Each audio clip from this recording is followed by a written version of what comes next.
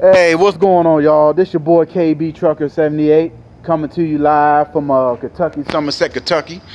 How y'all doing tonight? Yeah, just got a little bored, and plus I wanted to just take a little nice stroll. Temperatures warm out here, nice out here. Yeah, just want to give y'all an update.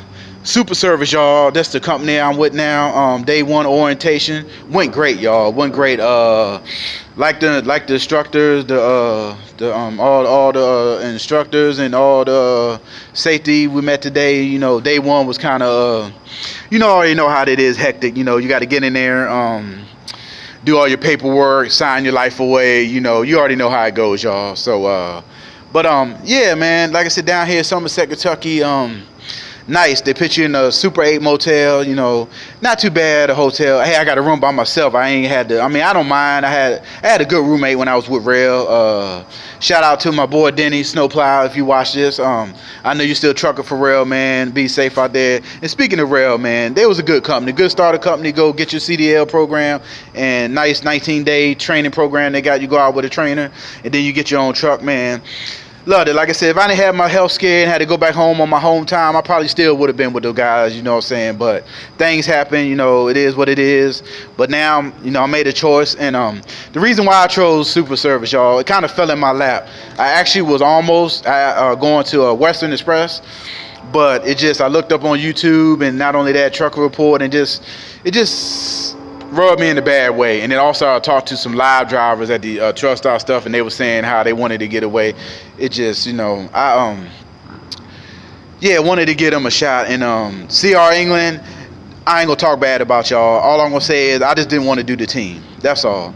I want to be by myself. No offense, but you in that small confined space in a truck with another person that you hardly know. Don't get me wrong. If you got a significant other, a spouse, or a good dude you grew up with, or somebody coming into CDL school together, yeah, it's cool. Go ahead, team, get the miles, get that money. Plus with CR England, man, they want you to, 28 cents split miles between you. So you basically only making 14 cents a mile. You run 4,000 miles. You split that between both of y'all, 2,000 times 14 cents. You'll add the math on that. What is that? I don't know. What, 600, 700? I don't know. Either way, I ain't feeling that. I ain't feel that. You know what I'm saying? And then Prime, I was gonna go with Prime, but they want you to have your tankers endorsement before you go to them. So I was like, I want to get the endorsement. I want to just really get back out there in trucking. So I was like, I didn't want to really go to AVG. I figure I could do that later once I actually get into trucking somewhere. And CRST, same thing. They want you to team up. I was like, not feeling that. And who else was it? Warner. Talked to those guys. They was okay. And Prime. And then who else I talked to? Oh, US Express. Yeah, they I actually was gonna give them a shot, but the recruiter called me, y'all, she had everything going, and then all of a sudden I couldn't get a hold of her. I kept calling back. She ran my DAC report, my motor vehicle report came back, good, but then I didn't get nothing else. I'm like, okay, I guess y'all ain't that serious on drivers. And then I don't know what happened with that. So anyway, I chose Super Service. I looked them up, Trucker Report. I couldn't find too much negative, mostly good things. So they shipped me on the Greyhound, y'all. Oh my God, I don't even want to get too much in that, but if y'all ever travel with Greyhound, y'all know what I'm talking about.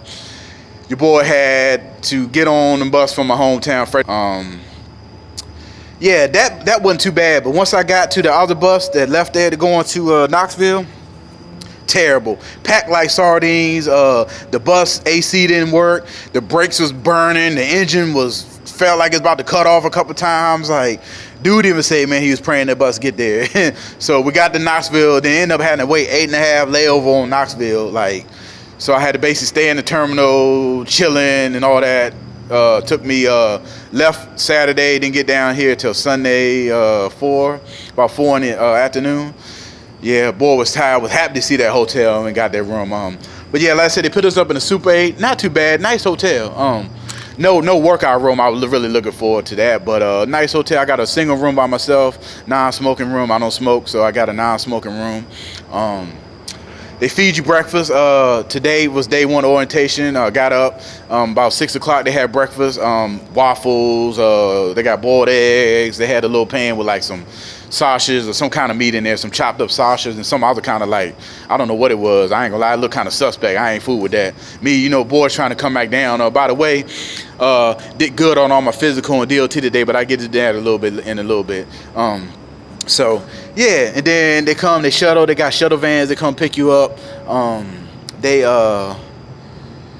yeah, the shuttle vans will come grab you up, scoop you up from the hotel, and they we go out to the terminal, and you know, day one how it is. You meet and greet, and then you signing your life away. We had to figure out, it was like a whole big thick folder, y'all, like about that thick.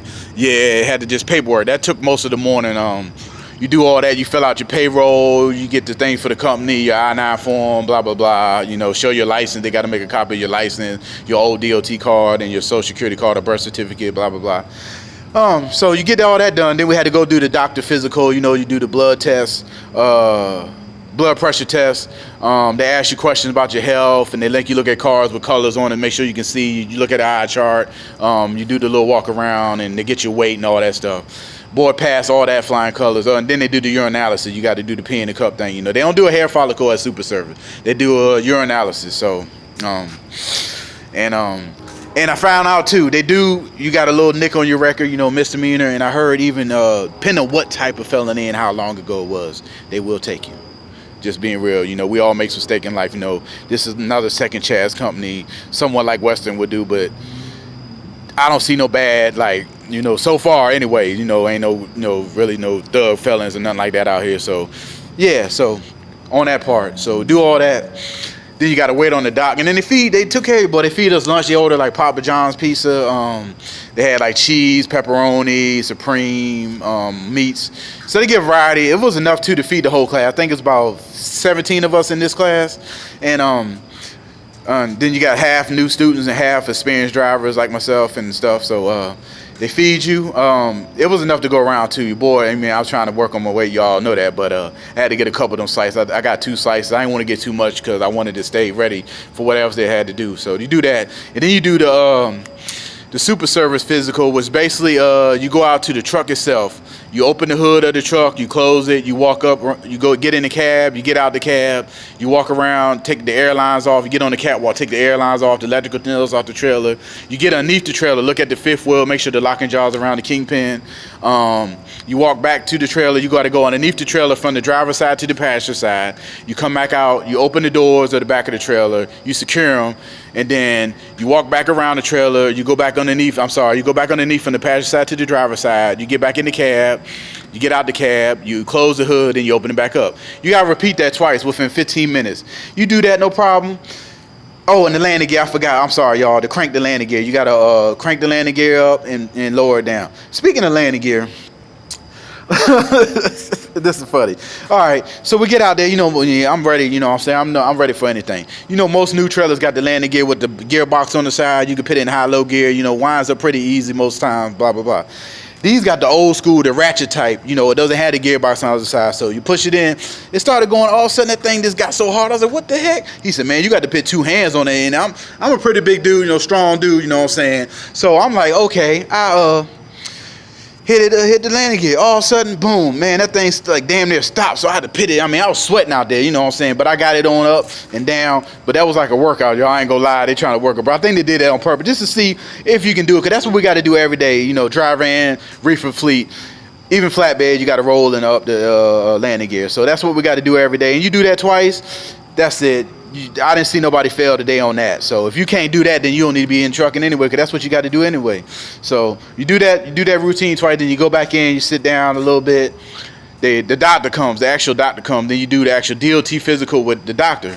The doctor does, you know what a DOT physical consists of. He asks you about your health, he checks you, he listens to your chest and all that, have you walk around, you push against his arms, you know, give him up, push down, your legs, all that. And yeah, everything good. Past that, y'all, I'm so glad past that, man. I was so happy, man. So I got my second DOT card, everything went good. So then after that, you kind of wait around a little bit, then it kind of gets slow. The hectic part stopped. You know, it's to hurry up and wait in the morning, and then now we're kind of sitting around, joking and driving, blah, blah, blah. Because you got to do a road test.